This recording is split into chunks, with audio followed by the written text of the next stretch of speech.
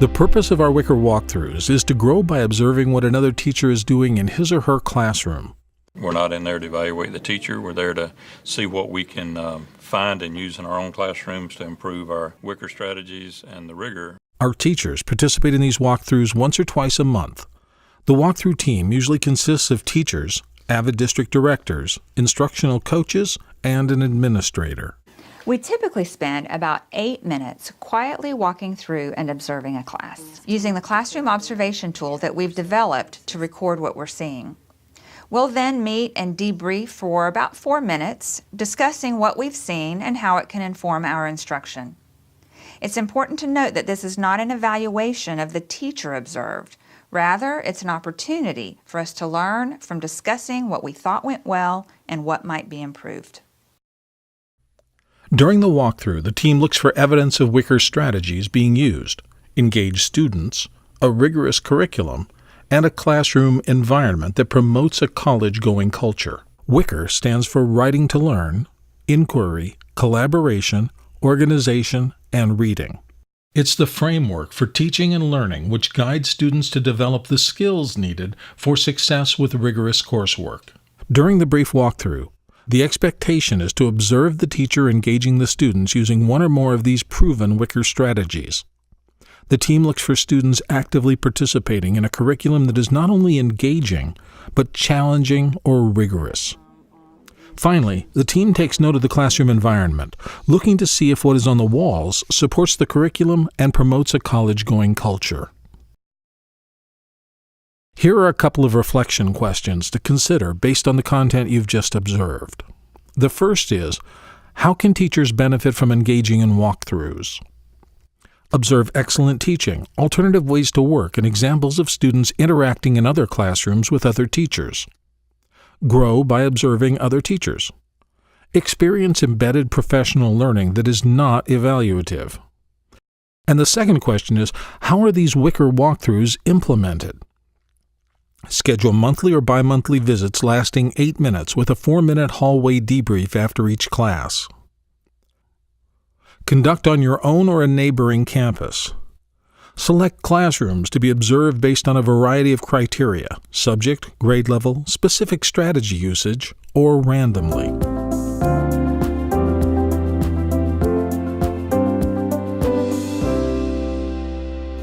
Okay, so as we head into the classroom, just a couple of reminders. Remember that we're silent observers during direct instruction, but if you have the opportunity when they're working in groups, you're certainly welcome to ask students questions. The other reminder is don't forget to mark down what you see on your observation form. As you know, when we're going into the teacher's classroom, we're looking at trends across the school. We're not observing the individual teacher themselves. So I'm going to split up this form to make it a little easier for you. So if you'll look for WI, writing inquiry, if you'll look for C&O, collaboration and organization, and if you'll look for reading and writing when you're in the room. We'll spend about 8 minutes in there walking quietly and just observing the kids, observing what's going on and looking at the walls.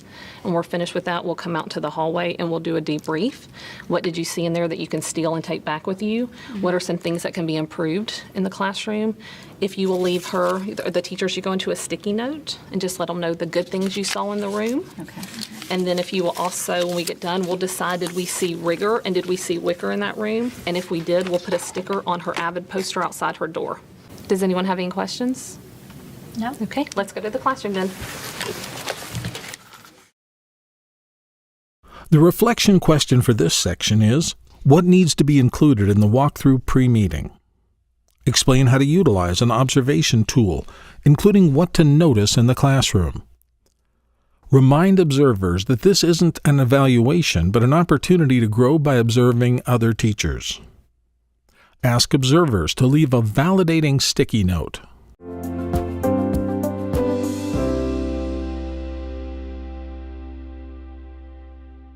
On Friday, we started talking about gun control. As you're probably aware, you might have heard we're having a presidential election this year. And you all will vote for the very first time for the candidate of your choice. Okay? Go.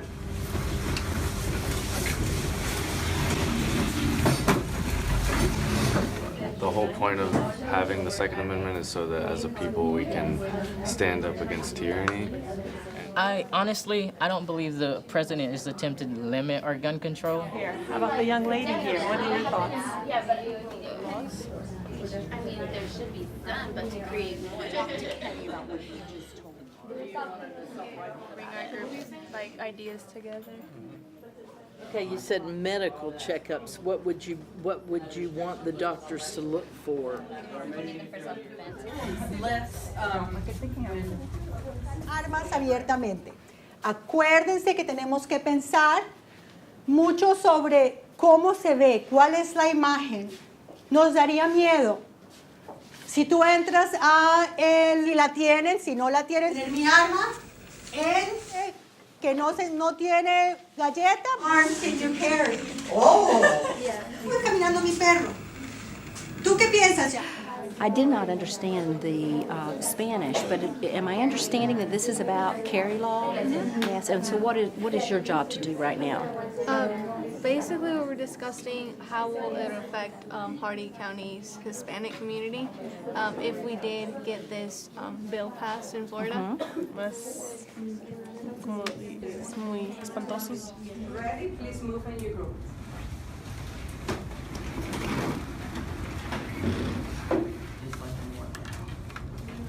You know, we never reviewed. First question, how much money will Josh have? They would go circle like this. Yes, exactly. Which is perfect, because on my sheet I asked how many shirts. It really does. That was a terrific walkthrough. So let's go ahead and head to the Media Center to debrief. Our reflection question here is, what does the observer do during the classroom walkthrough? Observe the instruction, environment, and lesson during direct instruction. Interact with students and teachers to seek task clarity or to ask other questions. Record key takeaways on the observation tool.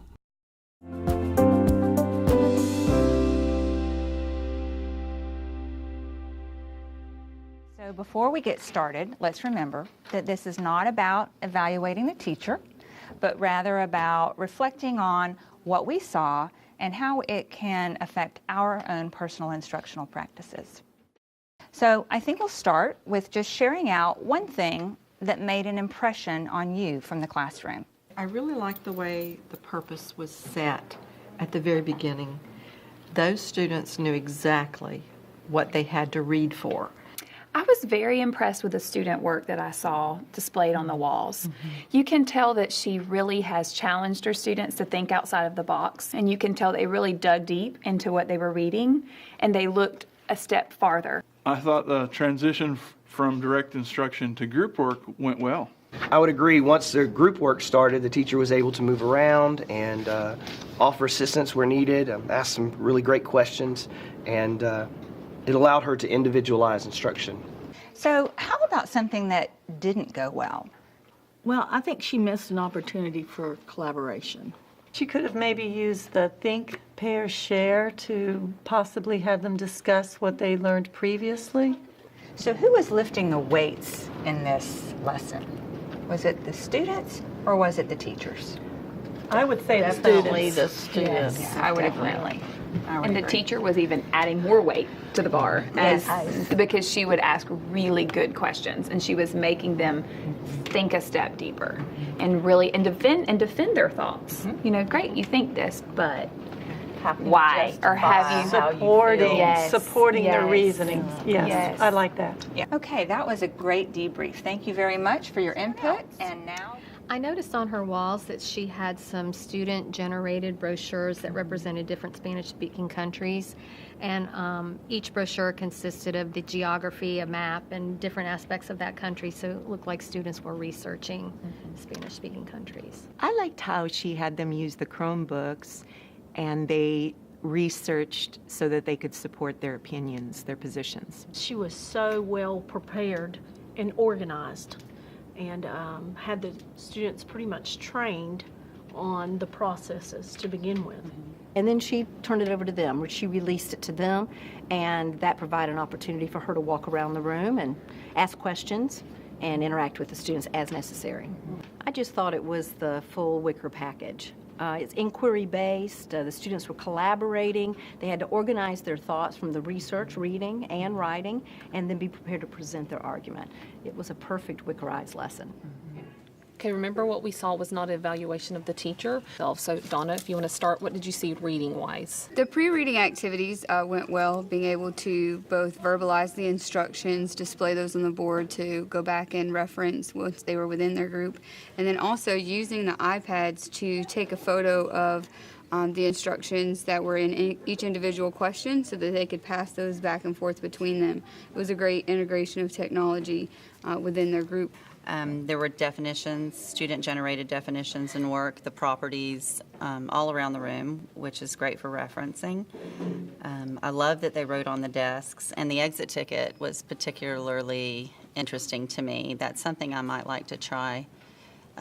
She had them evaluate their own understanding of the concept and then leave that feedback for her so that she knew before they take the test what she needs to review again.